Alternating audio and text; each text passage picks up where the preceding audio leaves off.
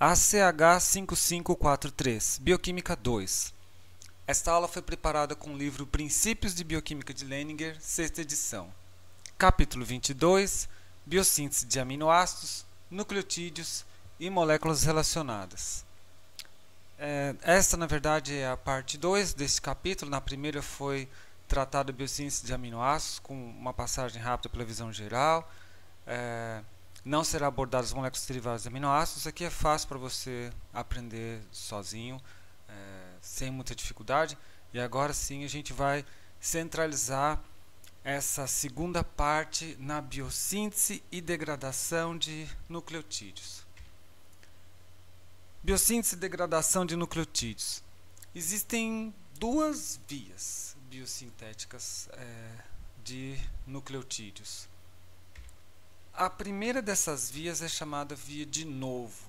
De novo é uma expressão latina que você pode dizer que é do zero, a partir do zero, a partir de componentes muito simples.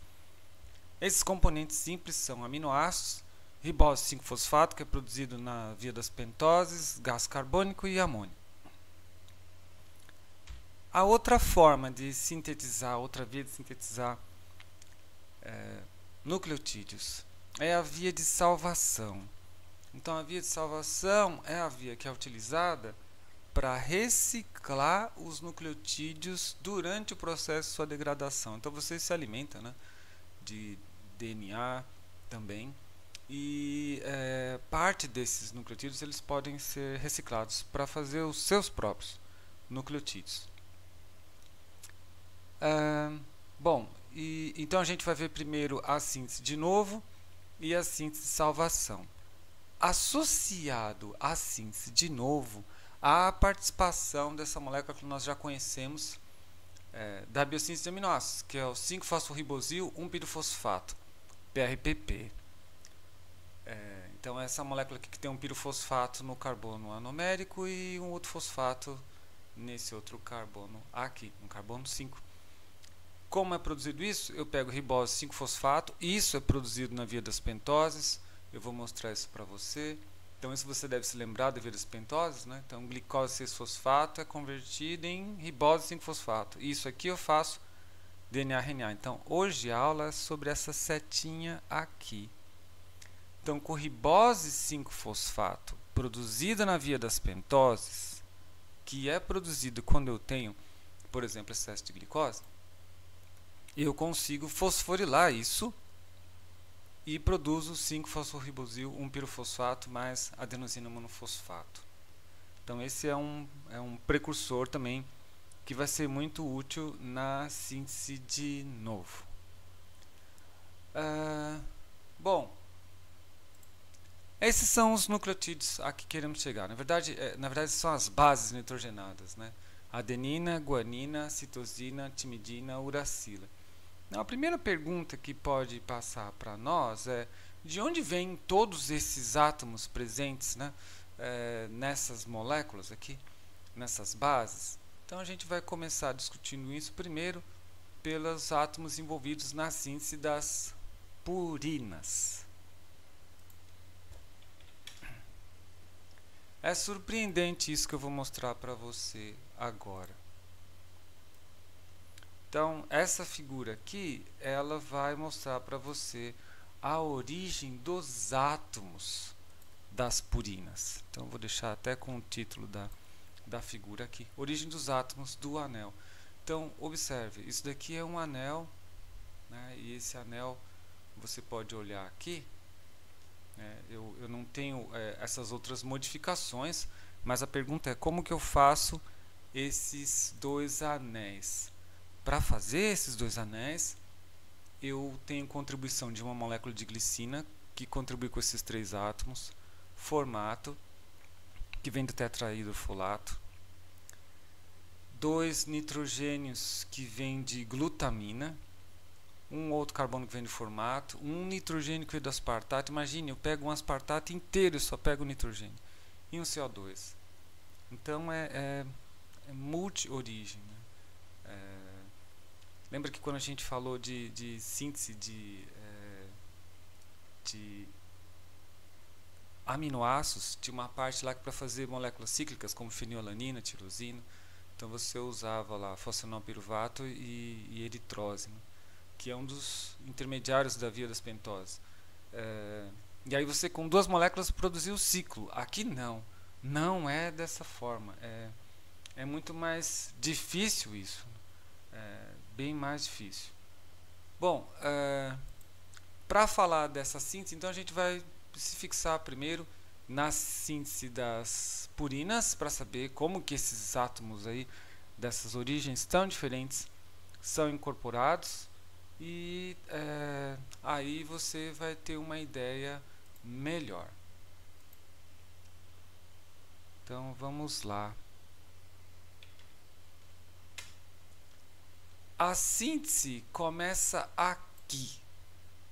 Então essa é a primeira reação. Eu vou partir do fosforribosil 1-pirofosfato. Faz sentido? Faz muito sentido, porque eu já tenho uma grande parte do que eu preciso aqui, né? Eu tenho a ribose. Então, se eu conseguir pendurar a base aqui e conseguir colocar mais fosfatos, eu chegaria ao nucleotídeo de interesse. Então, começamos aqui. Eu preciso colocar a base. Então, em primeiro passo, a enzima chamada glutamina PRPP amidotransferase, né? Ou glutamina 5-fosforribosil 1-pirofosfato amidotransferase, ela transfere um grupo amino para a posição 1 da ribose. Então está aqui só o nitrogênio aqui, e aí eu removo, né, esse PPI aqui. É óbvio que é glutamina, então você lembra que é C-O e NH2, né? Então o NH2 foi o nucleófilo que atacou aqui, entrou nessa posição, e esse PPI, o pirofosfato, foi o grupo abandonador. Percebe isso aqui, né? Ó, 2 OHs, né? Então, isso daqui, se você lembrar da estrutura das bases dos nucleotídeos, isso tem muito mais cara de RNA, né? Que o DNA não tem o OH aqui. Então, tenha atenção a isso, porque isso vai perseguir esse desenho por um bom período. Em seguida, eu pego a 5-fosfobeta de ribosilamina formada e vou reagir com glicina e vou gastar energia. Sintetizar nucleotídeos gasta energia. A enzima envolvida nessa reação é a 5-fosfobeta é a glicinamida ribonucleotídeo, ou GAR, né? Glicinamina ribonucleotídeo sintetase. Então, ela pega uma glicina e uma ATP e vai posicionar essa glicina. Aqui eu não sei se você pegou, vamos tentar organizar isso, né, de uma outra forma aqui, para tentar mostrar melhor a imagem. Então, o que nós temos aqui? Alguma coisa foi chamada de R aqui. Então, o R é tudo isso daqui, ó. Vou usar a mãozinha. Toda essa parte aqui, tudo isso é chamado de R. Tudo isso, tá aqui. E aí, então, eu coloquei no nitrogênio azul, nesse aqui, a glicina. Lembra? Glicina é um carbono alfa, grupo amino, grupo carboxílico. Então, ele pegou, tirou o OH do grupo carboxílico e ligou na 5-fosfobeta-ribosilamina. E gastou ATP e energia. Então, acho que a partir daqui ele vai começar a simplificar as coisas, porque acho que o Leninger quis ser econômico nos desenhos, né? Então a gente está mais preocupado com isso daqui, porque isso daqui, então vamos assumir que se mantém, não muda. O que interessa é o que está acontecendo aqui, e você já está vendo muito bem o que está acontecendo aqui. Eu já tenho 1, 2, 3, 4 átomos, e aqui são 2 átomos de nitrogênio.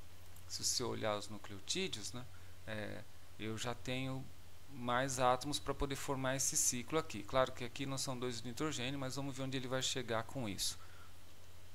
Bom, glicinamida ribonucleotídeo depois reage com N10-formil tetrahidrofolato. Esse formil ele vai contribuir com C-O. E então aqui eu tenho esse nitrogênio aqui, eu fechei aqui com C-O. E aí eu produzo formilglicinamida ribonucleotídeo, FGAR.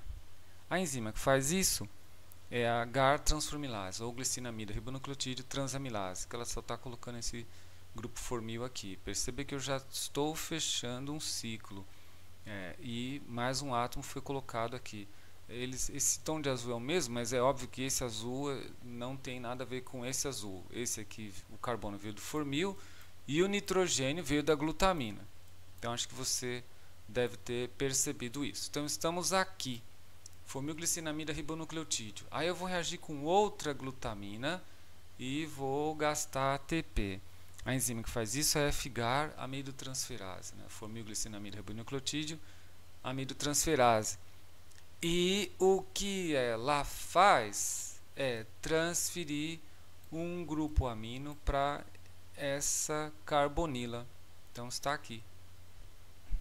Então coloquei um grupo amido aqui e produzi formilglicinamida ribonucleotídeo. Em seguida, formilglicinamida ribonucleotídeo, ou FGAN, ela reage, gasta mais uma molécula de ATP, o terceiro mol de ATP. Quem faz isso é a FGAN ciclase. Ela vai formar um ciclo, um anel. E como que ocorre esse anel? Aqui é um grupo aldeído, certo? Então essa carbonila aqui é muito reativa. Por isso que ele colocou um formil aqui. É muito reativo. E isso daqui é uma amina terciária que tem um par eletrônico livre de nitrogênio. Então isso é o nucleófilo que ataca esse carbono. E aí eu fecho um ciclo aqui. Acontecem mais coisas aqui, óbvio, né? Porque quando isso atacar aqui, esse oxigênio ele vai ser protonado, vai formar um OH, certo? Então vou ter um OH aqui e esse H. OH com OH forma água. Então sai a água e eu formo uma ligação dupla entre esses dois. Com a formação desta dupla, eu tenho a oportunidade disso daqui formar uma estrutura de ressonância e aí eu tenho uma dupla aqui e tenho esse NH2 aqui. Com isso eu produzo o anel 5-aminimidazol ribonucleotídeo. Onde está isso? Você consegue ver? Olha aqui, ó. NC, NCC. NC, NCC. NC, NCC. Eu consegui fazer a primeira parte da base. Vamos para a segunda parte da base. Então a gente vai partir disso daqui, né? Aquele R é a nossa ribose, ela nem se alterou, ela está bem. Vamos continuar com isso daqui. Agora, o Leininger, mais uma vez, ele vai mostrar a sua economia, certo? Essa molécula aqui, ele chama de AIR, né? 5-aminimidazol ribonucleotídeo. Então ele nem vai se dar o trabalho de desenhá-la. Ele vai escrever só isso. Aí é péssimo, mas é o que nós vamos ter que trabalhar aqui. Eu gostaria de lembrar que essa biossíntese de nucleotídeos que nós estamos mostrando aqui é a biossíntese de nucleotídeos bacteriana. Mas a gente vai comentar um pouco da de mamífero quando surgir a oportunidade. Então o AIR agora ele vai receber um CO2, então ele vai ser carboxilado. E é uma reação de carboxilação diferente, né? Ela não usa biotina como as outras que você aprendeu.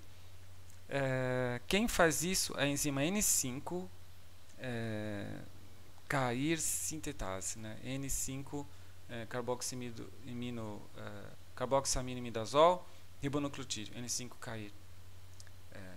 E eu gasto de novo o ATP, é o meu quarto mol de ATP para poder fazer o nucleotídeo. Então tem que compensar muito essas coisas, né, para a célula ficar gastando tanta energia assim. E com isso, o que eu faço? Eu vou colocar esse carbonato aqui. Lembra que aqui eu já tinha fechado o anel e colocado um NH2 aqui. Eu preciso mostrar isso para você de novo, senão não fica muito claro. Então, observe, eu tenho o anel e esse NH2 aqui. O NH2, ele é um nucleófilo. Então, muito provavelmente, no sítio ativo da enzima, esse NH2 aí ataca o CO2, e aí o CO2 está aqui. E o carbono dele está incorporado aqui. É óbvio que você está vendo que está crescendo o número de átomos desse lado, para formar aquele anel de 6 membros, né? Em seguida, a outra enzima, N5R mutase, ela vai fazer o seguinte, ela vai só trocar a posição. Ela não vai querer isso daqui e vai colocar isso no carbono de cima. Vou diminuir aqui para você ter uma perspectiva melhor. E aí você verá que eu transportei isso daqui e coloquei no carbono. Ok, eu concordo que isso daqui poderia sair o CO2 fácil, mas não sabe que eu tenho esses elétrons aqui. Então tem uma série de condições que favorecem formar carboxaminimidazol ribonucleotídeo e ficar bem aí. Então a mutase ela teve essa função aqui. Em mamíferos, nós não temos essas duas etapas. A gente carboxila numa etapa só. Pega o AIR e já transforma ele em CAIR. Acabou. Muito rápido. Então isso daqui seria nos mamíferos, isso aqui é nos micro-organismos. Isso é interessante, né? Porque essa é uma enzima de fixação de carbono. Só que para chegar aqui já gastou muito ATP energia. Então é um processo caro. Bom, chegou ao carboxiaminimidazol ribonucleotídeo e ele vai reagir agora com uma molécula de aspartato. Lembra que o aspartato ele vai contribuir com um único átomo?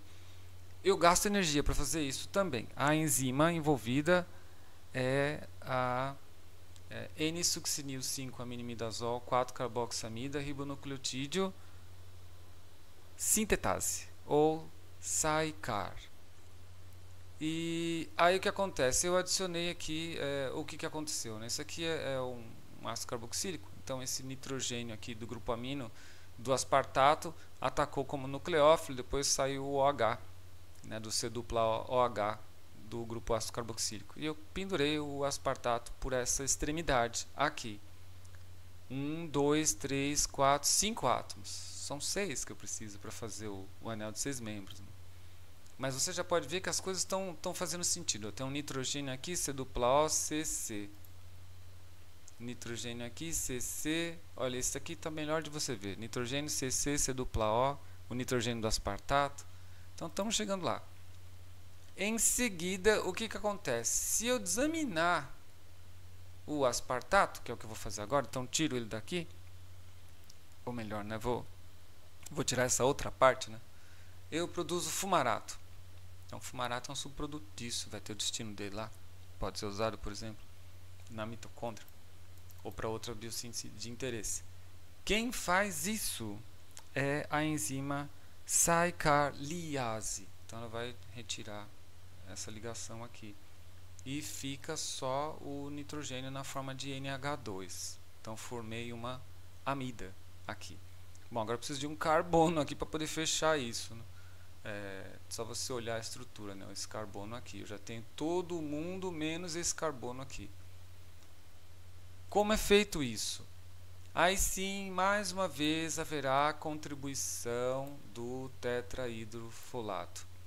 Então, N10-formil tetrahidrofolato vai contribuir com um grupo formil, e esse grupo formil ele tem uma especificidade, porque ele poderia reagir tão bem com esse quanto com esse, mas a enzima faz de tal forma que reage com o de baixo. E aí eu tenho aqui um grupo aldeído, que é um grupo extremamente ativo. Então, o que acontece? Isso é nucleófilo. Não, o nome da enzima que faz isso, né, é AICAR transformilase. Então agora eu vou pegar esse nitrogênio, esse par eletrônico, ataca aqui como nucleófilo, esse oxigênio vai abrir a dupla, formar um OH, e aí eu tenho um H aqui e um OH ali. Eu posso desidratar. Quem faz isso é IMP-sintase, né, inosinato sintase. E aí eu fecho meu ciclo. Então isso ataca aqui, formei a última ligação que faltava, liberto água, está aqui. Todo esse trabalho para sintetizar esta molécula, o inosinato. Observe que essa molécula tem 2 OHs aqui. Então, ela, se é precursor de alguma coisa, ela é muito boa, por exemplo, para fazer RNA. Não é boa para fazer DNA, porque o DNA é desoxirribonucleico, né? Desoxi significa não ter essa hidroxila na posição 2. Quanto foi gasto de ATP nessa história toda? Então vamos lá, né? Então, partindo do PRPP, gastou 1, 2, 3, 4, 5. 5 mols de ATP para chegar no precursor dos nucleotídeos purínicos, para chegar no inosinato. Então, gasta bastante energia para chegar aqui. Mas com essa molécula eu consigo sintetizar os nucleotídeos. Bom, quais os nucleotídeos que nós temos interesse em chegar? A gente quer um nucleotídeo que é derivado de guanina e um derivado de adenina. Já chegamos perto disso? Bom, esse aqui, ele tem um C dupla O aqui, então ele é muito parecido com isso, mas ele não tem essa modificação aqui, não tem esse NH2. Então, basicamente, só está faltando colocar, aminar essa posição aqui para você produzir guanina. E a adenina, eu teria que trocar esse C dupla O e colocar um NH2 aqui, então é mais trabalhoso. Eu quero que você observe que nessa aula eu tenho aberto aqui as janelas do capítulo 22, 8, 18 e 14 do Lenneger. Então, as últimas aulas tendem naturalmente a ser mais integradoras. Bom, agora vamos ver então, a partir de inosinato, como que se faz os nucleotídeos de guanosina e da adenina. Então, o inosinato está aqui. Não sei se aqui está bom, vou tentar aumentar isso, eu vou deixar tudo em perspectiva geral para você. Não vou apagar nenhuma molécula aqui. Então, o inosinato está aqui, você vê que eu não preciso me preocupar com a ribose, porque o que eu quero agora é fazer as modificações aqui. Ou colocar o NH2 aqui, ou colocar o NH2 aqui. Então, o que acontece? O aspartato agora ele vai ser doador de grupaminos. E eu vou gastar energia, GTP. Isso aqui, GTP, eu consigo com GTP produzir ATP, você já sabe disso lá do ciclo do ácido cítrico. Então, a adenilsuccinato sintetase, ela vai pegar esse aspartato e ligar aqui. É mais trabalhoso isso do que você imagina, né? Porque eu tive que retrocar o átomo, certo? Não bastou simplesmente ligar aqui. Enfim, mas ela consegue esse feito. E depois você já sabe o que acontece. Se eu tiver uma liase, que é uma enzima que vai cortar a ligação entre carbono e nitrogênio, né? Adenilsuccinato liase, eu libero o fumarato e produzo o AMP, o adenilato, né? Ou adenosina monofosfato, AMP. Então esse aqui é o precursor da adenina lá do nucleotídeo de DNA. Então tá aqui. Se eu pego o inosinato e hidrato ele e oxido, então vou usar NAD+, quem usa isso é inosinato monofosfato deshidrogenase, essa é a enzima que faz isso. O que eu vou fazer? Como é oxidação, oxidar, reagir com oxigênio, então eu coloco uma dupla O aqui. Como dupla O vira um NH2, eu tenho que ter um doador de grupamina, então está aqui a glutamina. Então produzo xantilato monofosfato. Glutamina, eu vou precisar de água também. Então eu vou doar esse grupo amino para cá. Quem faz isso é xantilato monofosfato, glutamina amidotransferase. Gasto energia sim. Produz MP e pirofosfato. Você vê que a ideia aqui é poder colocar esse NH2 aqui, né? Então pego o NH2 glutamina e coloco aqui nessa posição. Você vê que essas enzimas fazem coisas parecidas, né? Eu tenho um dupla O e eu coloco um N aqui. Então, só que essa daqui, ela tem duas etapas. Eu coloco aspartato, depois a liase forma isso. Essa daqui, eu praticamente em uma etapa resolvo isso. Eu pego esse precursor, que já está com dupla O, né? Eu parti de um precursor dupla O, ainda tive que fazer uma, duas etapas, né? Aqui não. Com o precursor com dupla O, eu já coloquei o grupamino. E produzir guanilato monofosfato, que é o GMP. Então, assim ocorre a biossíntese de AMP e GMP. Então, é razoavelmente fácil. É óbvio que a célula ela tem que coordenar muito bem essas coisas, ela tem que, como você viu, né, gasta muita energia, 5 mols lá em cima, com mais 2 mols aqui, e então os mecanismos reguladores da biossíntese de adenina e guanina tem que ser muito precisos. Então vamos dar uma olhada nesses mecanismos de regulação. Bom, como funciona isso? Eu passei por todas essas etapas, né? Essa aqui é a via das pentoses fosfato, com ela eu sintetizo PRPP, com isso sintetizo 5-fosforribosilamina, com isso eu chego ao IMP, e aí eu tenho os dois destinos, GMP e AMP. Então a gente vai começar discutindo esses mecanismos de baixo para cima.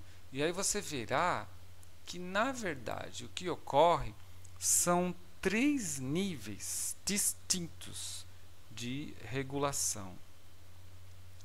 Então vamos lá. Se eu tenho inositol monofosfato, eu posso produzir o XMP e com o XMP o GMP, o guanilato monofosfato. Excesso de guanilato monofosfato, é óbvio que eu estou sintetizando, eu vou produzindo essas coisas, né?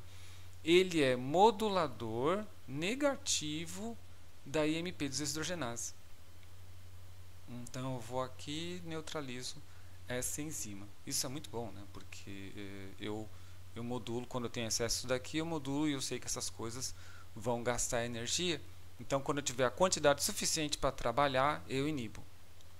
Analogamente, quando adenilsuccinato convertido em AMP, pela adenilsuccinato liase, o excesso de AMP ele inibe a adenilsuccinato sintetase. Então esse seria o primeiro nível de regulação. Eu vou inibir esses dois aqui, essas duas enzimas aí. Agora, raciocine um pouco. Se eu inibir a conversão de IMP para XMP e de IMP para adenilsuccinato, eu aumento a concentração de IMP. Então a concentração de IMP se eleva, certo? Isso vai aumentar. O que acontece quando a concentração de IMP se eleva? Bom, aí acontece uma coisa muito importante. O próprio IMP ele vai inibir a reação da glutamina PRPP amidotransferase, que produz a 5-fosforribosilamina, que é necessária para fazer o IMP.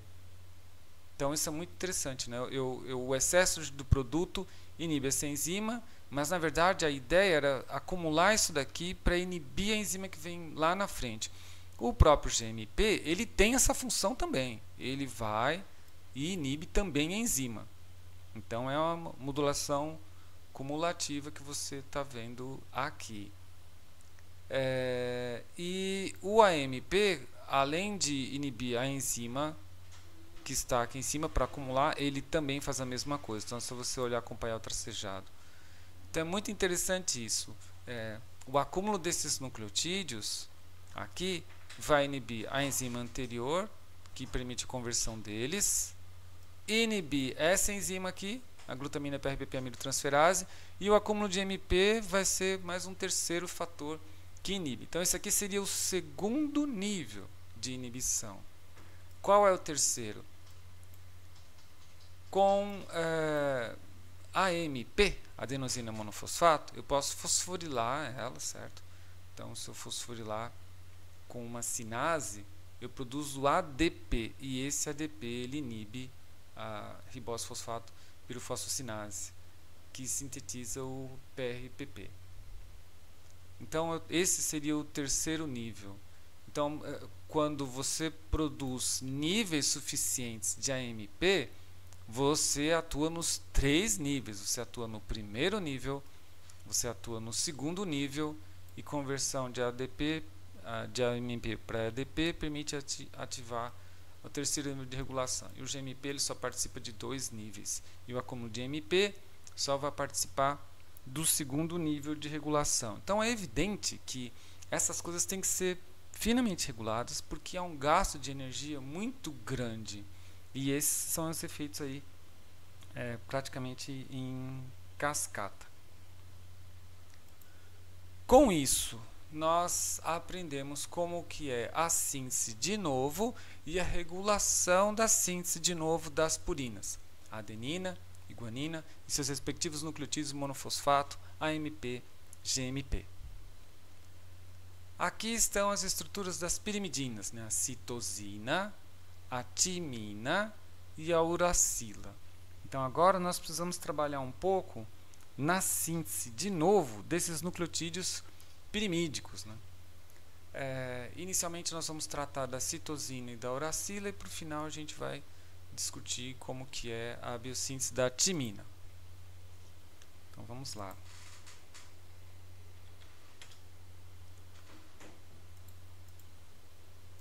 Aqui é a reação da formação de pirimidinas. Então eu vou tentar mostrar isso na melhor ampliação que eu puder para você.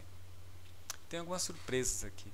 Então, para sintetizar a pirimidina, eu vou partir de aspartato. Você vê que o aspartato ele participa bem, né, dessas reações aí. Ele está envolvido na síntese de nucleotídeos. Aspartato será combinado com carbamoil fosfato pela aspartato transcarbamoilase para produzir N-carbamoil aspartato, que é isso daqui. Bom, aí não dá para abordar isso numa tacada só, a gente tem que ir com calma, né? Então, primeiro eu preciso te mostrar isso daqui. Você se lembra disso, né? Isso aqui é o ciclo da ureia, né? Nós já estudamos isso daqui. Aqui é a síntese do carbamoil fosfato. Então eu combino amônio com bicarbonato, gasto ATP energia e produzo carbamoil fosfato aqui. O que é o carbamoil fosfato? É um NH2CO com um fosfato na ponta. É isso. É isso daqui, né? Isso é carbamoil fosfato. Tudo isso daqui. E só isso daqui é o carbamoil, certo? C-O, NH2. Essa enzima aqui, ela é mitocondrial, mas a síntese dos nucleotídeos dos nucleotídeos pirimídicos, das pirimidinas, né, desses nucleotídeos aqui, é citosólica, a síntese dos purinas também. Então você já espera que essa carbamoil fosfato de que estou falando não é essa carbamoil fosfato. É uma outra, que acaba sintetizando a mesma molécula. Bom, então, só lembrando, né? C-NH2. Vamos lá. Aqui você tem uma molécula de aminoácido. C, carbono alfa, C-O-, CH2, CO-. Isso daqui é a cadeia lateral do aspartato, é CH2 ácido carboxílico. Ele é um aminoácido ácido. E aqui é o grupo amino do aspartato. O NH2 do grupo amino do aspartato, esse NH2 aqui, ele atacou esse carbono e soltou esse fosfato. Por isso que ele produziu isso aqui. Ele carbomoilou o aspartato na porção, no amino grupo. Então tá aqui. Em seguida, N-carbamoil fosfato ele vai sofrer uma desidratação por uma enzima chamada dihidroorotase. Por que isso? Olha só. 1, 2, 3, 4, 5, 6. Eu já tenho os meus 6 átomos. C, C, C, N, C, N. C, C, C, N, C, N. Só falta fechar. Todos eles são assim, né? C, C, C, N, C, N. Então, para fechar, o que eu posso fazer? Coisas que você já conhece, a gente acabou vendo isso nas reações anteriores aí. Esse NH2 ele tem um par eletrônico livre, ele ataca aqui esse nucleófilo, forma um OH aqui, porque essa dupla vai abrir. Aí eu vou ter, na verdade posso ter um OH aqui, e aí com esse OH aqui e um H dali, eu desidrato isso para formar essa ligação simples. E aí eu tenho o meu anel de 6 membros. Está um pouco diferente, né, do anel que a gente quer, que eles têm essas insaturações aqui, essas ligações duplas, né? Mas vamos chegar lá. Bom, qual é o próximo passo? Se eu quero alterar isso daqui, eu faço uma oxidação, por exemplo, com a dihidroorotato desidrogenase. Então ela é uma enzima que converte o dihidroorotato em orotato. Vou deixar isso menor para a gente ter uma perspectiva das duas moléculas. Então aqui estão elas. Eu vou dar um zoom aqui para também não ficar tão ruim assim. E o que aconteceu aqui é que você tinha aqui uma ligação simples. Depois dessa oxidação eu fiz uma dupla. Vamos lá nos nucleotídeos, a dupla está aqui, aqui e aqui. Então com isso eu já resolvi esse problema das minhas moléculas aí, certo? Só que veja bem, eu tenho diferenças entre elas, né? A uracila eu tenho que ter um dupla O aqui, eu tenho que ter um metil no caso da timina, e aqui eu tenho que ter um NH2 no caso da citosina. Então não é tão simples assim. Mas com o orotato formado, eu já dei um grande passo em relação a isso daí. Qual é o próximo passo? Eu tenho que transformar isso em um nucleotídeo monofosfato. Então está faltando a base, a ribose. A ribose vem do PRPP, a gente já sabe. Então você vê que o PRPP ele não é o precursor inicial, ele é utilizado no final da montagem. Então, orotato fosforribosil transferase pega o PRPP e reage com o nitrogênio ON da pirimidina. Então está aqui. Então ele reagiu aqui. Então está pendurado aqui. Esse foi um grande passo, né? Então, com orotidilato, eu consigo chegar nesses nucleotídeos que eu quero. Qual é o próximo passo? Então, quem fez isso, né? Orotato fosforribosil transferase. O próximo passo é converter. Aí eu vou ter que reduzir mais uma vez. Converter o orotidilato em uridilato monofosfato. Então isso se faz por descarboxilação. Quem faz isso é orotidilato descarboxilase. Esse cara está pedindo para sair, né? Então o CO2 com enzima adequada ele sai, e aí eu não tenho mais CO2 aqui e a dupla fica, embora ele não representou. Então uma ligação mais grossa que a outra, mas é uma ligação dupla aqui. Então tem o uridilato MP. Isso daqui já é a cara de alguma coisa que você conhece. Olha a uracila, é ela, está pronta. Eu tenho um uracila pronta aqui, né? O MP, o uridilato MP. Se eu quero fazer isso virar um nucleotídeo, eu fosforilo duas vezes aqui, nessa ponta aqui. Põe mais um fosfato, e aí eu tenho uridina 5' trifosfato, UTP. Sim, que é incorporado quando você sintetiza o RNA. Bom, eu gostaria de fazer as outras moléculas agora, né?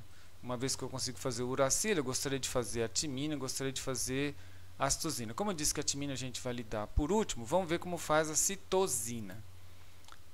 Para fazer a citosina, quem é o doador do grupo amino agora é a glutamina. Então deixa eu diminuir isso daqui para deixar uma perspectiva maior.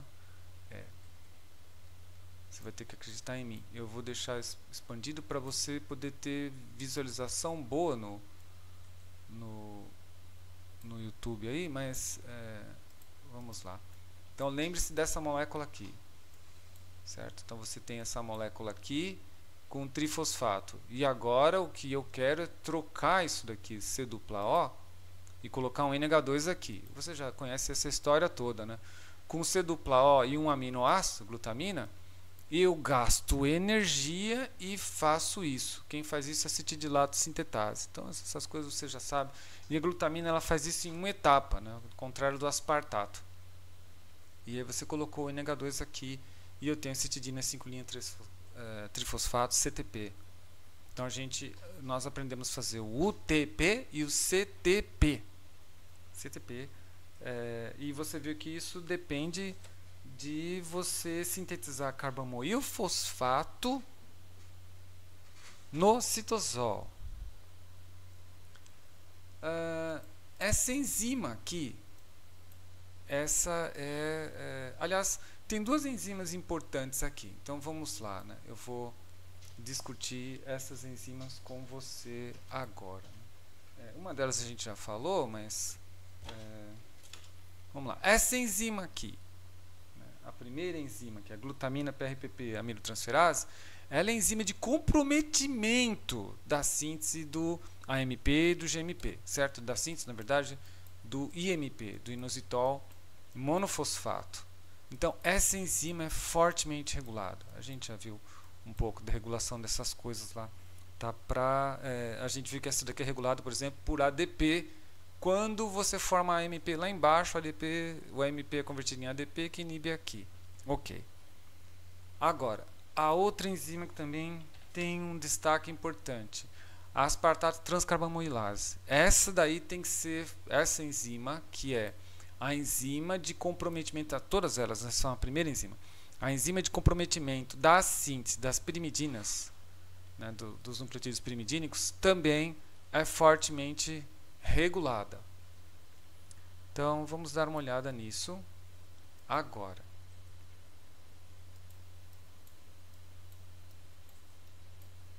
Vamos ver como que é essa regulação aqui. Bom, para você ver isso, eu vou ter que dar um zoom nessa regulação aqui, porque acho que aqui está muito pequeno. Então, agora você vai ver aqui. Isso aqui é uma curva de cinética enzimática clássica que você conhece. Não é de uma enzima micaeliana, né, de uma enzima alostérica. Porque a micaeliana você sabe que tem aquela hipérbole, né? E nas alostéricas elas são sigmoides, né? Na forma de um S. Então vamos lá. Que enzima é essa que eu estou medindo o V máximo? Aspartato transcarbamoilase, a primeira enzima da síntese dos nucleotídeos pirimídicos. Na atividade normal dela, então você vai ver o sigmoide aqui, eu atinjo o meu V máximo. Metade do V máximo é na concentração de mais ou menos 12 milimolar aqui.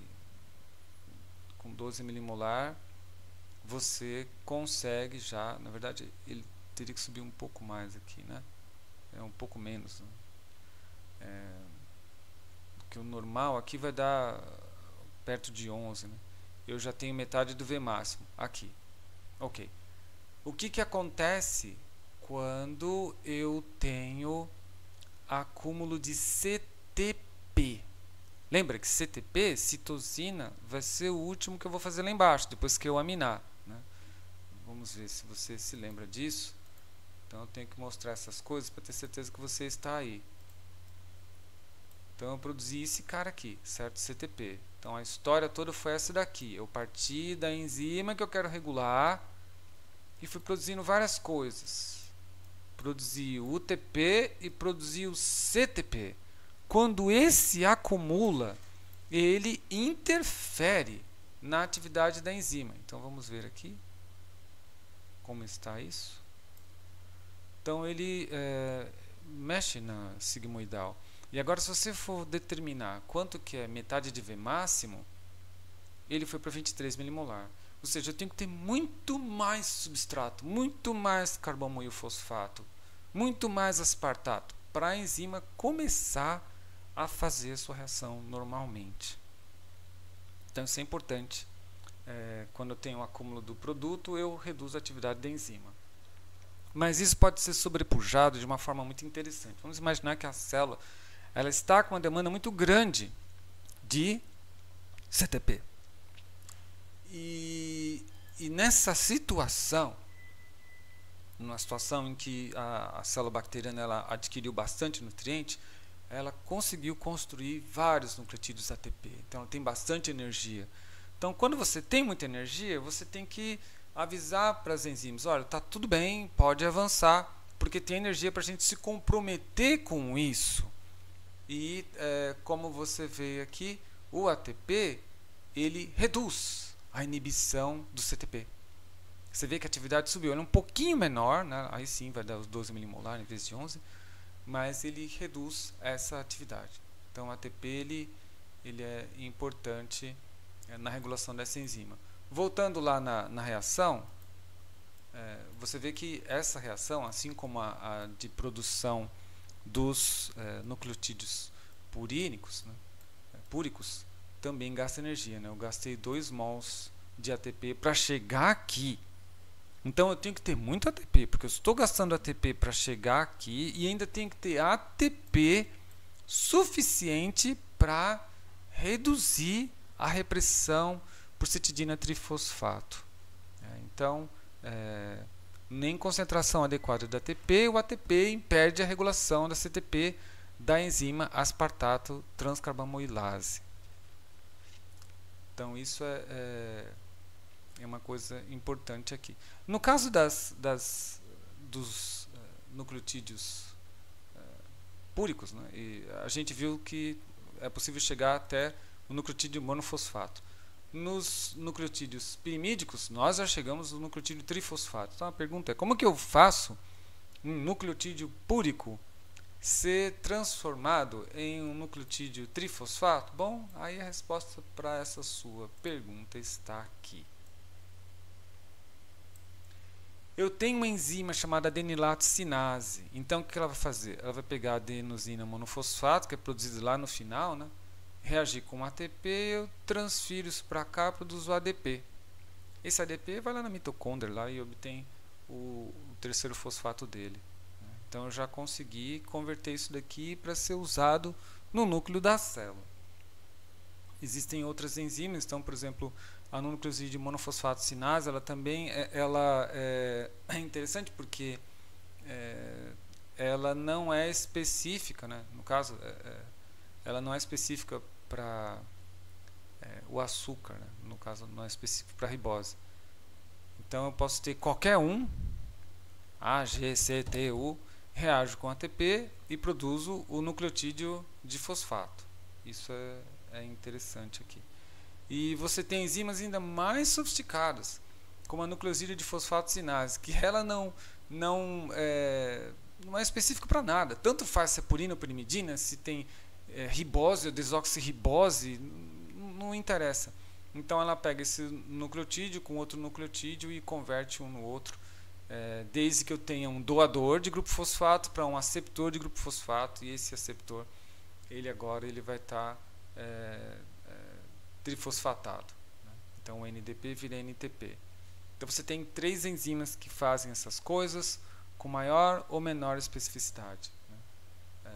No caso dessa primeira aqui, ela tem uma especificidade muito grande, que é para MP, mais nada. O que acontece com C, com U, com T, com G? Então aí você precisa ter coisas que resolvam esse problema, né? Essa daqui já resolve um pouco mais o problema, porque ela não tem especificidade, por exemplo, para o tipo de ribose, se é desoxirribose ou ribose com 2 hidroxilas. E essa daqui não escolhe nada, nem a base, nem a ribose. Então, óbvio que isso indica que há uma grande demanda de você ter os nucleotídeos na base de ATP para a célula. Bom, então vamos dar uma olhada aqui. Eu já apontei esse problema para você antes, que é o fato de eu ter essas 2 hidroxilas aqui. Vou falar dele novamente. Então, quando eu produzo o IMP, eu tenho uma ribose com hidroxilo no 2' e no 3'. O DNA ele é desoxirribose, então eu tenho que tirar isso daí, porque não faz sentido. Então eu tenho que ter uma forma de retirar isso para poder sintetizar o ácido nucleico sem o OH na posição 2. Eu vou mostrar também aqui que quando você sintetiza CTD e o UTP também. Então todos eles vão ter que de alguma forma passar por esse processo que retira esse OH. Então vamos olhar esse processo. Vamos achar essa figura aqui. vou mostrar para você. O processo ele é bem interessante. Vou tentar destacar as coisas aqui. Então, qual é meu objetivo? Eu tenho um nucleotídeo de fosfato com 2 OHs na ribose e eu quero chegar ao desoxi de nucleotídeo sem aquele OH. Quem faz isso? É uma enzima chamada ribonucleotídeo redutase. Então, eu tenho que fazer uma redução. Eu vou adicionar hidrogênio ali. Quando adiciono hidrogênio, eu já tenho OH, certo? Se eu coloco mais um H, eu produzo água. Por isso que a água é o subproduto dessa reação. E aí aquela posição 2 fica só com o hidrogênio. Então é esse o truque. Eu uso uma redutase. Ribonucleotídeo redutase é uma enzima que tem 2 cisteínas em seu sítio ativo. E essas cisteínas elas serão as doadoras de hidrogênio nessa reação. Quando elas doam esse hidrogênio, uma delas vai doar, né? A outra acaba fazendo uma ponte de disulfeto interna com a enzima. Então é óbvio, se eu tenho uma quantidade lá, milhares dessas moléculas, eu vou conseguir fazer milhares de NDP virar DNDP e aí para. Porque todas as minhas ribonucleotídeos redutases estão oxidadas. Então, sim, né? Aqui ela está reduzida, né? Isso você deve lembrar daquela aula do Bioquímica 1, das pontes de sulfeto do cabelo, a mesma coisa, né? Você tem 2 cisteínas aqui reduzidas e aqui oxidadas, né? Mesma ponte de sulfeto. Então eu tenho que restaurar a enzima. Como que eu restauro a enzima? Isso está no segundo nível de regulação dela. Existem 2 formas de restaurar essa enzima, e isso é feito com outras enzimas. Uma enzima que faz isso é a glutaredoxina, que também é uma enzima que tem cisteínas reduzidas aqui. Essas cisteínas reduzidas, elas doam seus elétrons para essas cisteínas aqui e convertem a ribonucleotídeo redutase em enzima pronta para produzir mais DNDP. Uma outra enzima é a tioredoxina. A tioredoxina também ela tem esses enxofres aqui, ele doa seus elétrons. E ambas as enzimas, tanto a glutaredoxina quanto a tioredoxina, por consequência de se sacrificar para manter a atividade da ribonucleotídeo redutase, tornam-se oxidadas, formam essas pontes de disulfeto aqui. Então a enzima ela está inativa. Logo, eu tenho que agora ativá-las. Como é feito isso? Isso é feito da seguinte forma. Eu tenho uma enzima chamada glutaredoxina redutase. Glutaredoxina redutase, ela pega equivalentes redutores da glutationa. Essa aqui é a glutationa reduzida. E a glutationa reduzida ela converte a glutaredoxina oxidada em reduzida, pronta para trabalhar. Ciclo fechado, e eu tenho glutationa oxidada aqui. Tioredoxina redutase, ela é uma enzima que contém FAD, então quando ela contém FADH2, ela dá esses equivalentes em elétrons aqui e reduz a tioredoxina. A tioredoxina está pronta para ajudar a nossa enzima ribonucleotídeo redutase a trabalhar. Bom, transferi o problema mais uma vez, agora eu tenho grande quantidade de glutationa oxidada e de FAD. Isso aqui não é problema, certo? Porque o que você precisa é ter alguém que doa isso, e o doador disso daqui pode ser, por exemplo, NADPH. Então, NADPH, ele doa seus elétrons e faz FADH2. Esse NADPH aqui, você já deve imaginar de onde vem. Existe uma enzima chamada glutationa redutase, que também trabalha com esse NADPH, que vem do mesmo lugar. E essa NADPH glutationa redutase, ela vai converter a minha glutationa em glutationa reduzida. Então, em uma linha geral, para eu poder produzir um desoxirribonucleotídeo, eu preciso de ter um bom número de mols, né, de moléculas de NADPH disponíveis na célula. De onde vem isso? Você já sabe. Vem da via das pentoses fosfato. Então, a via das pentoses fosfato é um desvio da glicólise. Glicose 6-fosfato, ele é utilizado para sintetizar isso. E não é só isso daqui. Não é só contribuir com ribose 5-fosfato para formar a PRPP. É mais. Ao longo dessa via, eu produzo o NADPH. que é utilizado na ribonucleotídeo redutase. Então eu preciso disso, certo? Eu preciso ter isso daqui rodando, porque é isso daqui que vai reagir com a glutationa redutase. Então, tá vendo? A glutationa redutase, ela vai pegar essa glutationa aqui e converter em glutationa reduzida. A glutationa redutase está aqui. Agora você fez acho que a última conexão que faltava da via das pentóses com síntese de ácidos nucleicos é essa daí. Então você já viu essa setinha como ocorre e agora você viu que por que isso daqui é necessário para poder regenerar a glutationa oxidada para fazer a ribonucleotídeo redutase funcionar bem, que é essa daqui. É uma cascata grande de eventos, né? E no fim das contas isso vai afunilando em seu nível mais fundamental, que é o nível metabólico, né? Aquilo que você come vai gerar aquilo que te protege. Aquilo que você usa para regenerar suas enzimas. No caso, glutationa é um antioxidante fundamental. Nós já tínhamos visto isso daí. Tem mais coisa para aprender essa ribonucleotídeo redutase. Então eu vou mostrar para você a estrutura desta enzima. Então a ribonucleotídeo redutase, ela é uma enzima que trabalha de uma forma diferente. Essa oxidação dela, ela é mediada por radicais livres. E a estrutura dela, ela é composta de 4 subunidades, 2 alfa, 2 beta. Então essas daqui é alfa, alfa, beta, beta. A subunidade alfa, óbvio que vai ter aqueles resíduos que a gente já viu, né, que são as cisteínas, para fazer a redução. E ela vai ter o sítio ativo que fica entre as subunidades alfa e beta, onde vão entrar ADP, CDP, UTP, GDP, todos eles. E aqui eu tenho uns sítios especiais, esse HX aqui, que é o sítio que vai contribuir com o elétron, que eu vou usar, né? Porque assim, eu tenho o H lá, certo? Eu vou colocar mais um H.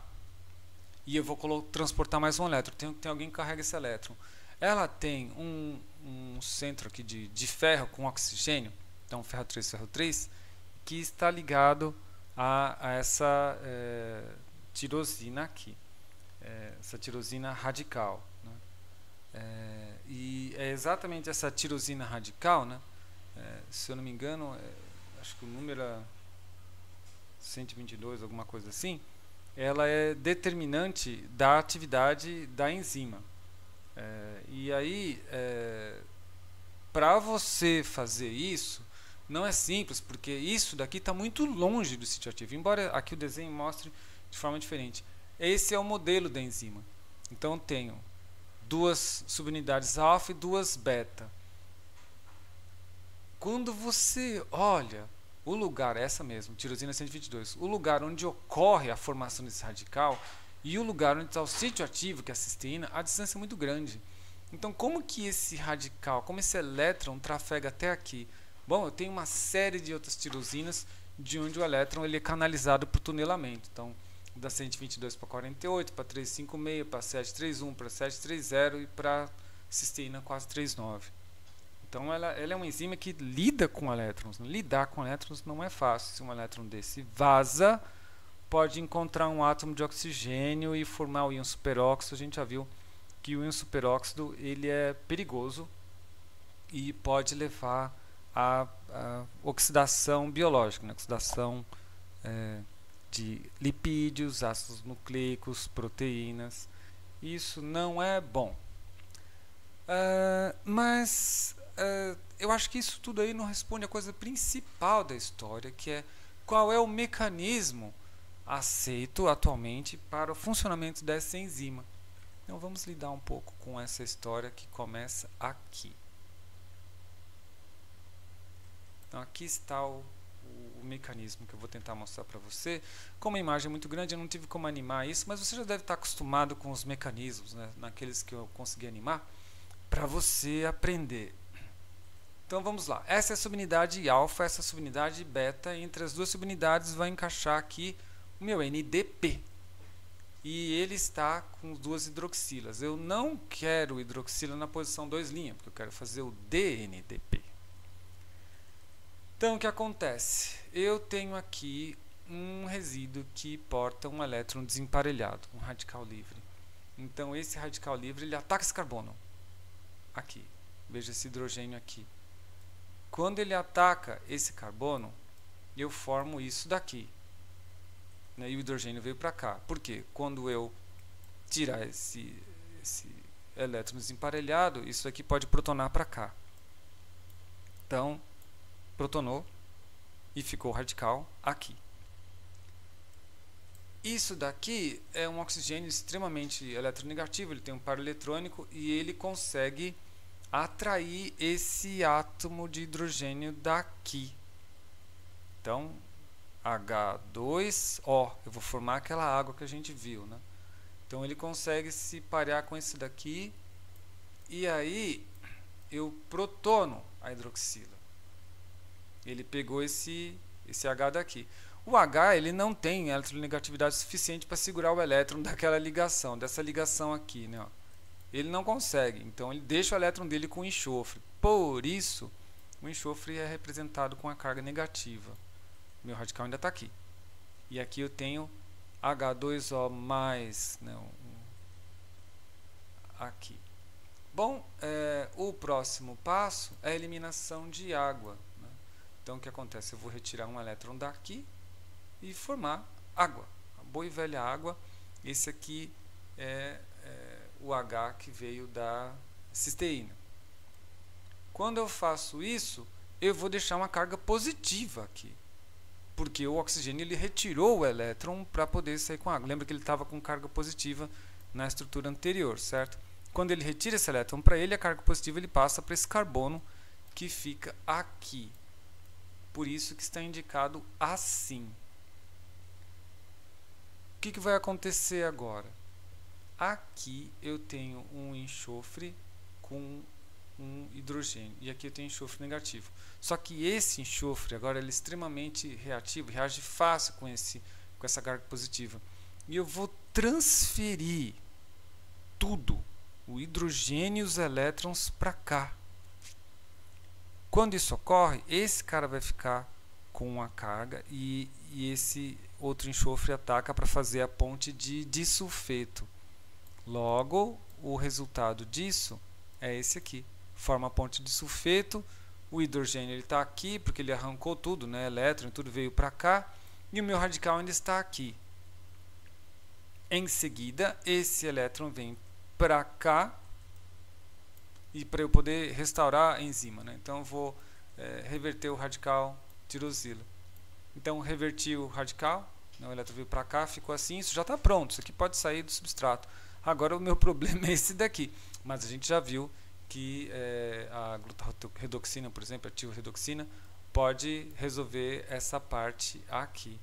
E aí, com tioredoxina ou glutaredoxina, eu transformo SS em S, no caso esse SS, vou transformar em SH. Né? Então, liberto o nucleotídeo, desoxinucleotídeo, e entra um novo ribonucleotídeo na enzima, que é esse daqui, e aí começa a história. É surpreendente isso, né? Porque se você olhar, esse elétron entrou aqui para quê? Né? Esse elétron entrou aqui para não deixar reagir aqui. Esse era o propósito dele. Né? Então isso tornou esse cara, esse oxigênio, com muito mais vontade de reagir com esse hidrogênio. Porque aqui ele não vai fazer isso, porque ele tem um elétron que está, digamos assim,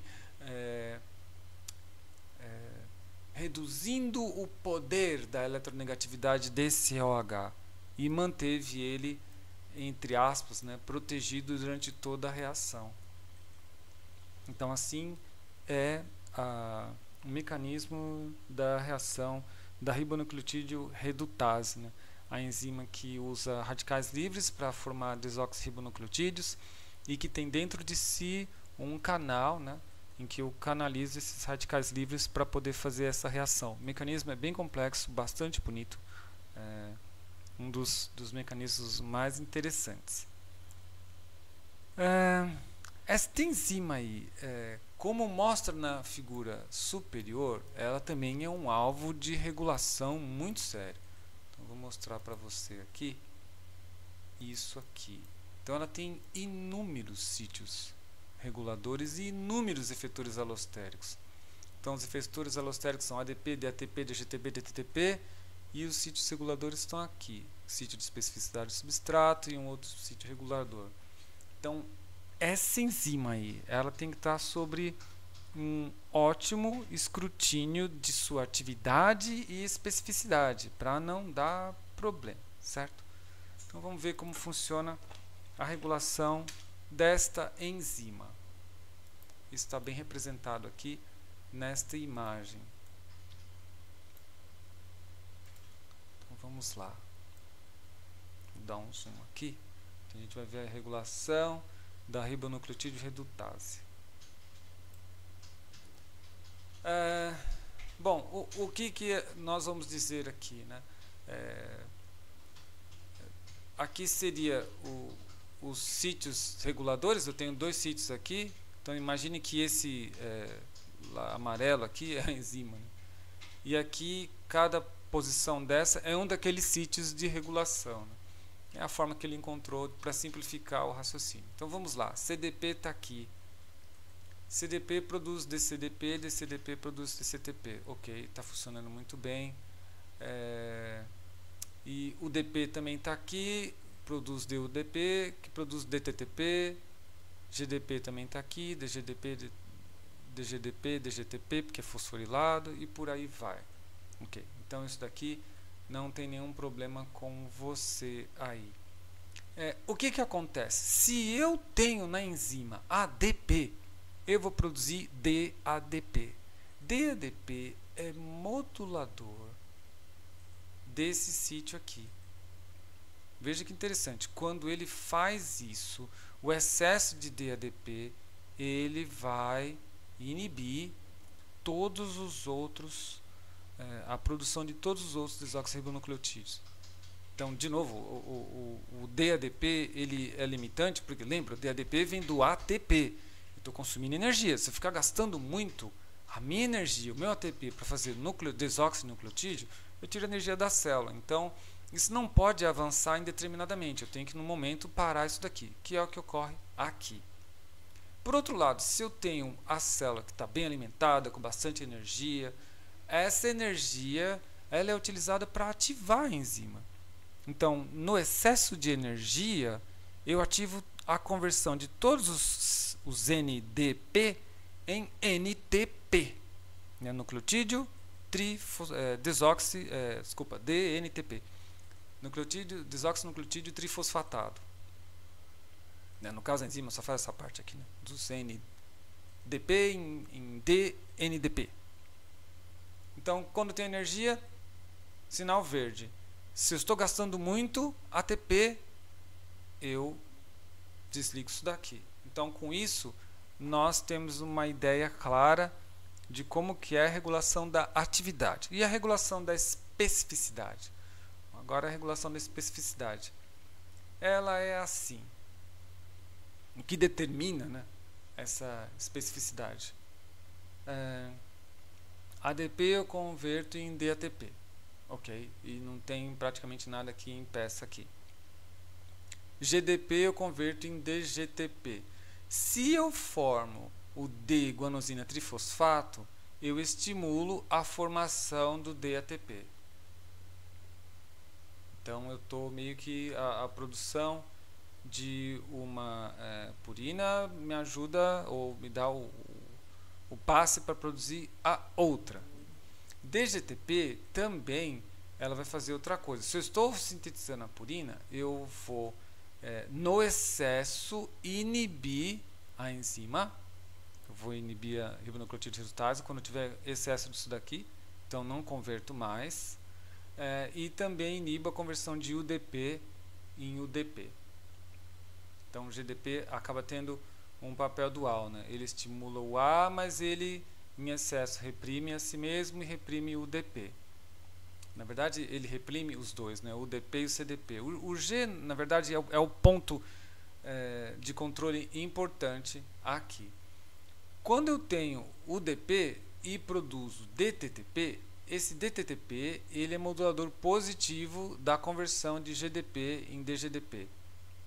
Então, uridina vai estimular a conversão de GDP em DGDP. O excesso de DGDP desliga essa conversão aqui que estava estimulando ele. É justamente, eu tenho um segundo nível, né, de controle da formação do DGDP. Finalmente, CDP, que é inibido, né, por DGDP, por exemplo, aqui, ele é ativado por DATP. Quando eu formo a DATP, eu estimulo a formação de C e de U, CDP, desoxi-UDP. Então, ADP ele vai estimular essas duas enzimas aqui. Então, são vários níveis de checagem que vão regular a especificidade pelo substrato. Então, você vê que interessante. Eu posso sintetizar DGTP, e aí a minha enzima ela é muito boa para G e para A, certo? Mas no excesso de G não é interessante fazer nenhum dos dois. O que acontece? Eu inibo isso, baixando essa concentração não faço A, certo? No excesso de G, e vou desligar a enzima como um todo. E aí eu não consigo funcionar aqui. Mas se eu tiver bastante energia, então a célula tem energia e produziu DATP, ATP também, né, que é uma indicação de que tem energia, né? Pode ser DATP ou ATP. Eu tenho a permissão de entrar no sítio ativo CDP e UDP. E aí eu produzo DCTP e DTTP. Então assim eu consigo regular quem vai entrar lá para virar o desoxinucleotídeo trifosfato. Se é G, se é A, se é U ou se é C. Então é bem complexo, mas é bastante interessante essa regulação aí da especificidade da ribonucleotídeo redutase. Essa enzima é importante, central na bactéria, né? Ela tem 3 classes em bactéria, né? A primeira classe ela requer oxigênio para poder fazer aquela tiroxila lá, aquele radical que tem os ferros lá. Tem uma outra classe que usa cobalto, né? 5-desoxicobalamina. Então é outro metal que está lá. E tem uma terceira classe que também tem metal, tem um centro ferro-enxofre, que ela não funciona na presença de oxigênio, ela funciona bem anaerobiose. Então você vê que a bactéria se preparou para que qualquer circunstância que seja do meio, seja aeróbico ou anaeróbico, ela tem as condições de sintetizar, dessintetizar desoxirribonucleotídeos. Ok. Bom, acho que dá a impressão que eu esqueci de alguma coisa, né? Porque eu falei disso, falei desses daqui, da regulação até dos desoxes, de todos eles, mas não falei nada da timina. Então agora eu preciso falar alguma coisa para você da biossíntese do timidilato. Vamos olhar isso daí. Biossíntese do timidilato. Não é muito difícil. Então isso aqui, vamos lá, né? A timidina, ela vai ter um metil aqui, certo? Então eu preciso pegar, por exemplo, uma uracila e colocar metil nessa posição. Então tá aqui, DUMP. Isso aqui é uridina monofosfato. Eu quero colocar um metil aqui. Então quem faz isso é a timidilato sintase. Eu preciso colocar em perspectiva para você ver quem é o doador. Quem é o doador disso é o N5N10 metileno tetraidrofolato. Tetraidrofolato é um precursor da síntese de ácidos nucleicos. É estranho como ele faz, porque ele vai pegar esse hidrogênio aqui, dentro do ciclo, esses 3 átomos aqui, para colocar esse CH3 aqui. Então, esses átomos estão ativos, né? A timidilato sintase ela vai usar eles para metilar essa posição, né? Que era isso que você queria, metilou aqui. E faz isso em múltiplas etapas, né? E com isso eu produzo 7,8 de hidrofolato. Então eu tenho que regenerar isso aqui, senão eu paro a minha enzima. Então o que acontece? O 7,8 de hidrofolato, na presença de NADPH, sempre NADPH, né? E de hidrofolato redutase, produz tetraidrofolato. Esse tetraidrofolato depois, na presença de serina, a serina que vai doar esses átomos aqui. Eu converto serina em glicina, né? E a serina hidroximetiltransferase produz o N5, o N10 metileno tetraído folato. Então, o que é necessário para poder produzir DTMP? Bom, eu preciso... Bom, você vê que, para começo de conversa, eu não estou usando com os dois hidróxidos, né? Eu já parto do nucleotídeo desox. Eu tenho que... Mas eu posso fazer isso com ox também. Eu tenho que ter a via das pentoses funcionando e a biossíntese de serina ou serina disponível também. Mas essa é uma via, para poder fazer isso daqui, é uma via que eu não gasto energia. Quer dizer, já gastei para poder chegar até aqui. Nós já vimos isso daí. Então essa é a reação da timidilato sintase. A timidilato sintase, ela tem um mecanismo de reação bem interessante aqui. Então eu vou tentar mostrar para você um pouco da biossíntese do timidilato aqui, que é esse mecanismo que eu mostrei. Então eu posso fazer o seguinte: eu tenho CDP, produz DCDP e produz DCTP. Então a ribonucleotídeo redutase faz isso, né? Faz o nucleotídeo. E a nucleosídeo de fosfato sinase faz o trifosfato. Com deaminase eu faço DUTP, com a DUTPase eu faço DUMP, e aí a timidilato sintase produz DMP. Então eu tenho que passar por tudo isso daqui. Eu posso partir tanto de C quanto de U. E C e U são coisas parecidas aqui. Eu acho que isso para você não tá difícil de entender, porque eles diferenciavam em apenas um grupo. E eu posso também, a partir de U, formar DU, DUTP, DUTPase vai formar DUMP e DMP. Tá aqui. Bom, agora a gente vai falar de outra coisa. Vamos imaginar que essas purinas elas sejam degradadas em algum momento. Como ocorre essa degradação? Eu vou mostrar isso para você agora nesse esquema aqui. Eu vou tentar mostrar da melhor forma que eu puder. Então essa degradação pode ser das purinas que você comeu, certo? Você come coisas, esses alimentos têm aminoácidos, lipídios, proteínas, purinas também. Então para a AMP vai reagir com 5-nucleotidase, que vai hidrolisar o fosfato aqui e produzir adenosina. Depois, com água, eu vou deaminar a adenosina, vou tirar aquele NH3 lá, produzir inosina, você já viu.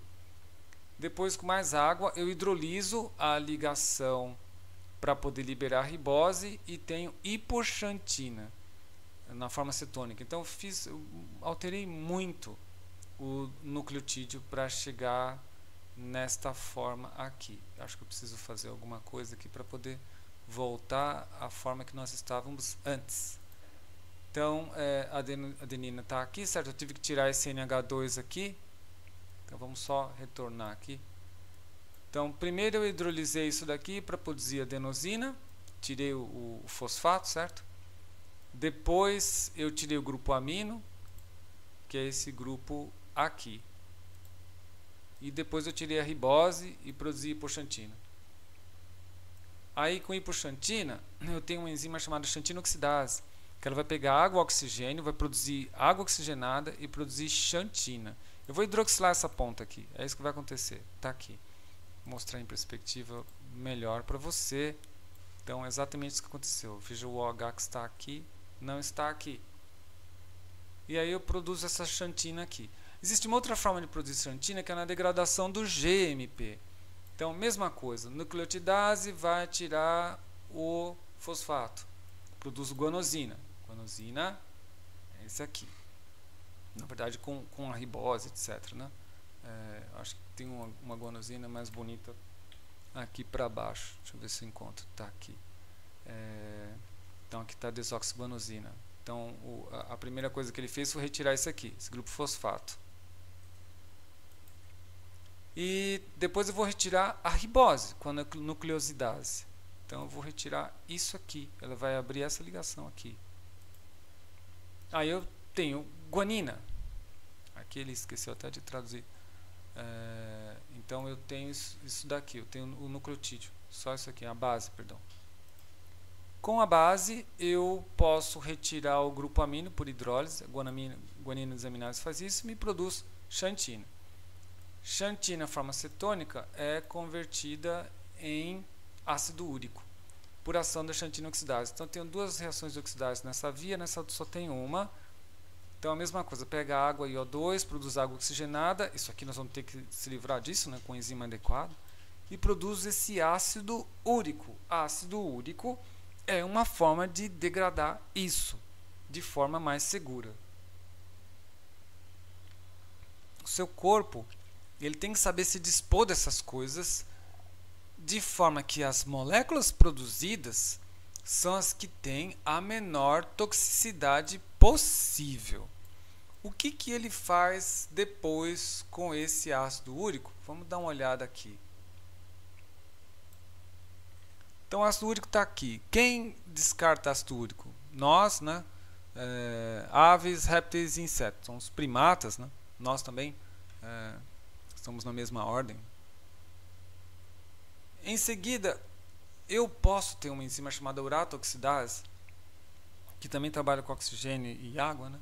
Liberta CO2 e produz alantoína. Então o que ele fez aqui foi abrir essa ligação aqui, né? Aí formou NH2 aqui e depois produziu CO2 por perda de um carbono. A alantoína está aí e a maior parte dos mamíferos faz isso, né? Produz alantoína. A alantoína, na presença da enzima alantoinase, que adiciona água, ela simplesmente quebra esse outro anel aqui, né? Então eu vou colocar na outra perspectiva para você. Então você vê que esse anel é quebrado, então que vai virar um ácido carboxílico, o NH2 está aqui. A molécula é simétrica, né? Que é esse alantoato. Quem faz alantoato? Peixes ossos. Então já está na água, ele já descarta isso daqui. Não é tóxico para o peixe. Alguns animais têm alantoicase que hidrolisa essas ligações aqui. Eu não sei se você conseguiu ver. Lembra que a ureia diamida é C-O, NH2 e NH2? É como se fosse uma ureia isso aqui, ó. Isso é uma ureia, isso aqui é outra ureia e eu tenho outra coisa no meio.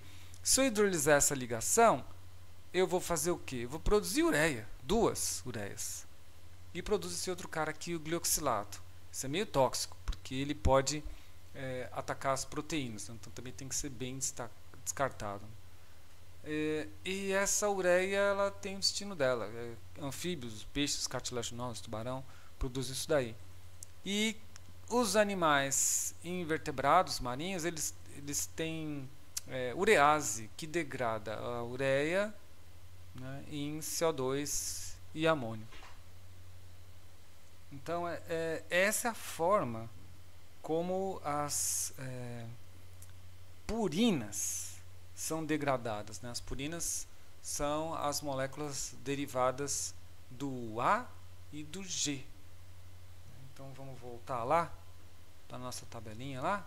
Então do A e do G. Falta ver a degradação das pirimidinas. Então veremos a degradação das pirimidinas. A degradação das pirimidinas é assim. Então eu tenho aqui o anel pirimidínico. Então para degradar eu preciso de NADPH. Eu vou gastar equivalentes redutores. Quem usa esse equivalente a dihidrouracil desidrogenase, que vai simplesmente adicionar um H nessa posição aqui. Então é a única diferença da molécula de cima para de baixo que ela colocou esse H. Mas isso vai ajudar muito, porque depois eu adiciono água nisso daqui e vou hidrolisar uma ligação, certo? A ligação que eu vou hidrolisar é essa daqui, ó. pode ver, C dupla O NH2 é esse aqui, ó, C dupla O NH2, e aqui é um ácido carboxílico, por isso que precisou da água lá, né, para formar isso daqui. Então eu abri esse anel, então ele ficou NH2 aqui, abre, C dupla O menos aqui. Formou o beta-ureio do isobutirato. Essa molécula é de fácil degradação, né? Depois você pega com água aqui, pela presença da ureidopropionase, você liberta essas extremidades. Então isso daqui é CO2, então vou liberar na forma de bicarbonato. Isso aqui é amônio, então libero na forma de íons amônio. E tem uma molécula mais simples, o beta-amino-isobutirato, está aqui. Se eu tiver alfa-cetoglutarato disponível, a aminotransferase, ela transfere esse grupo amino, eu estou querendo degradar isso daqui, né? Isso aqui é tóxico, vou transferir para o glutamato. E aí eu produzo semialdeído metil malônico. E isso daqui vai virar succinil-CoA. Então depois você consegue degradar isso de forma muito fácil. Então a degradação desses caras não é nenhum problema, né? E é necessário fazer isso quando você tem excesso dessas coisas. Às vezes quando vocês vão aprender em biomol, que você tem às vezes reações químicas que acabam degradando parte do DNA para consertar problemas do DNA, e essas bases elas são degradadas dessa forma. Mas nem sempre você quer degradar as bases. Às vezes é mais útil para a célula fazer o seguinte: não, eu não vou degradar isso não, eu vou pegar algumas coisas que são úteis para mim, eu vou salvar alguns componentes para mim, ou seja, as bases púricas espirimídicas, elas podem ser de certa forma recicladas por aquilo que nós chamamos de via da salvação, sem conotações religiosas aí. Deixa eu mostrar para você o que seria uma dessas possíveis vias de salvação. Então eu posso ter uma coisa desse tipo aqui. Eu tenho a base, a adenina que se formou, mas com PRPP eu formo a MP mais PPI. Pronto, super fácil. A adenina veio da degradação, certo? Já estava a base pronta lá. Eu não quis mexer na adenina de jeito nenhum. Eu não quis tirar esse grupo amino. Ela está pronta. Então, se eu tiver PRPP, eu produzo adenina monofosfato, pronto para uso. Isso que é uma via de salvação. Eu não parti do zero, não foi de novo. De novo seria do zero, né? De novo é a partir de constituintes simples. Então eu salvei o que tinha lá e fiz isso. Então a enzima que faz isso daqui, a adenosina fosforibosil transferase. Existem outras, então, por exemplo, a hipoxantina guanina fosforibosil transferase também faz a mesma coisa. Então ela pode salvar a hipoxantina e guanina também para formar precursores de nucleotídeos. Então isso daqui é algo que você pode estudar de uma forma mais completa, porque no Leninger não está, mas você pode estudar de uma forma mais completa na internet, que eu vou mostrar para você agora. Então existe um site chamado ecosic.org,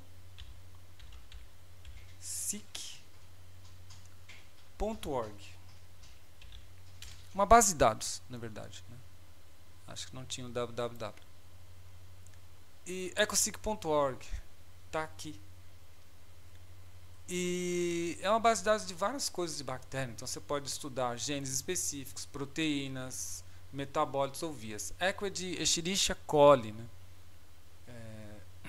E tem uma coisa bacana aqui que é esse Metabolic Map. Então você vai clicar no Metabolic Map. Então ele vai mostrar o mapa metabólico desse organismo. Todas as vias de E. coli estão aqui nesse mapa.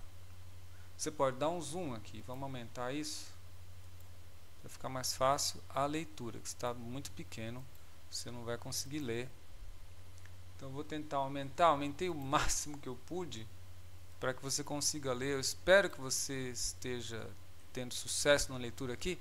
Aqui está Eu vou ter que diminuir um pouco, né? Mas enfim. Você vê que essa região aqui, onde está Nucleoside and Nucleotide Biosynthesis, eu sou obrigado a reduzir justamente pelo fato de que senão a gente não vai conseguir fazer nada aqui. E aqui você vê, se você clicar nesses pontinhos aqui pretos, ele vai mostrar para você algumas coisas interessantes. Então, por exemplo, aqui é a via da síntese de UMP. Aqui está também na via de biossíntese de UMP. Esse aqui está na via de formação do PRPP.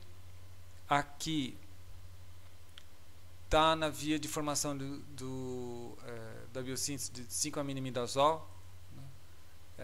E aqui eu tenho a via, deixa eu ver se eu consigo clicar nisso, né?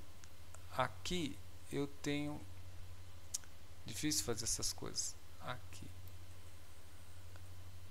consegui, eu tenho a via de salvação de pirimidinas. Então vou clicar aqui, ele vai abrir uma nova janela para você. Essa janela está um pouco grande, eu vou colocar no seu tamanho normal. E aqui você pode escolher o tipo de detalhe, né? Porque ele está colocando de uma forma mais simples, só palavras assim. Eu geralmente eu gosto com o maior número de detalhes possíveis. Infelizmente o site ele deu problema. Até ontem ele estava funcionando bem. Preciso fazer uma conta no site, mas vamos ver se a gente consegue fazer isso mais uma vez. Salvage Pathways. Ele não está solicitando. Ontem eu tive muito acesso, mas aí você pode dar uma olhada no site e ele vai mostrar para você a via, e com essa via você vai ter oportunidade de olhar as vias metabólicas. Eu vou tentar no outro navegador. Não sei se o problema é o navegador. Talvez dê uma diferença no Edge.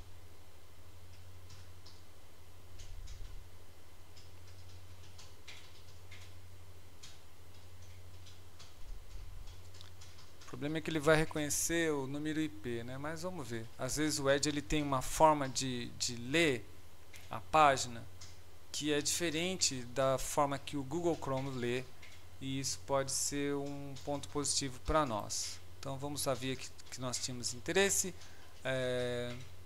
a via dos nucleotídeos. Então, bom, de fato ele lê de uma forma bem diferente, e inclusive na imagem aqui, né? Então nós vamos ter que caçar a via aqui. Vamos ver se eu acho aqui. Então aqui eu tenho a via de novo, biossíntese de novo. Aqui eu tenho salvage pathways, está aqui. A via de salvação. E agora eu quero com todas as estruturas.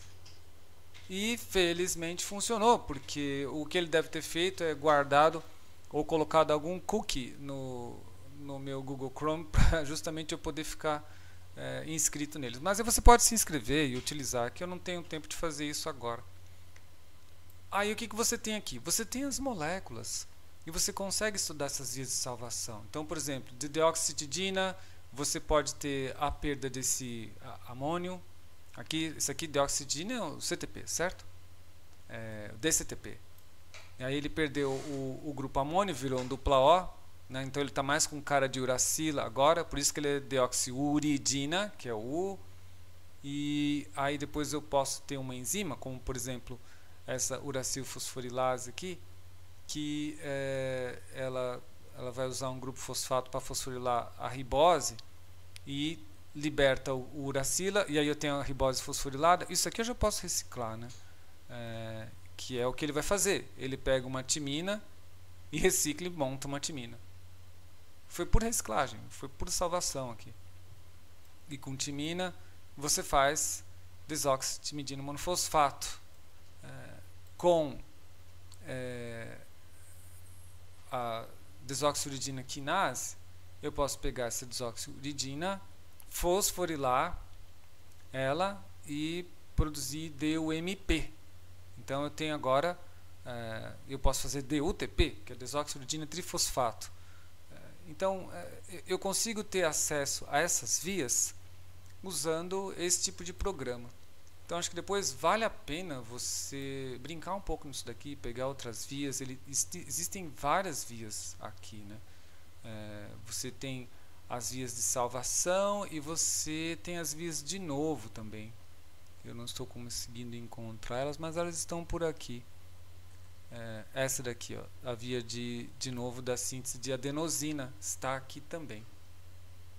E é óbvio, né? Eu não estou mostrando tudo que isso faz para você, eu só estou te dando uma orientação de onde você pode estender seus conhecimentos sobre essas vias.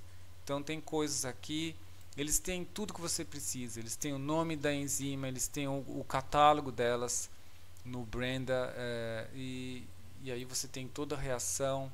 Se você tiver interesse em se aprofundar mais numa dada molécula, você pode clicar nessa molécula e ver o que você pode aprender nela. Então, por exemplo, se eu clicar aqui nesse composto, ele vai mostrar para mim a estrutura do composto, ele vai mostrar as reações, todas as reações que ele está envolvido em outras vias, e algumas referências da literatura que você pode ler para estudar um pouco mais a regulação da síntese desse composto. Então é bem útil essa base de dados aí. Se você tiver a oportunidade de acessar, você vai estender mais seu aprendizado.